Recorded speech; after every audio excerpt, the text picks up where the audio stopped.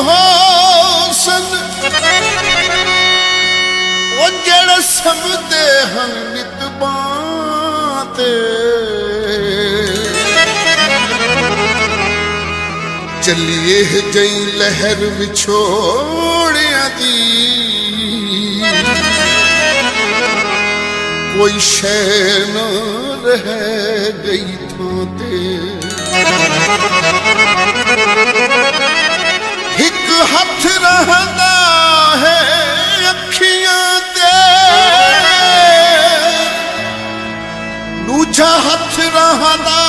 ਹੀ ਮੂੰਹਾਂ ਤੇ ਸਈਆ ਜਿਸ ਵਕਤ ਗਰੀਬਾਂ ਦਾ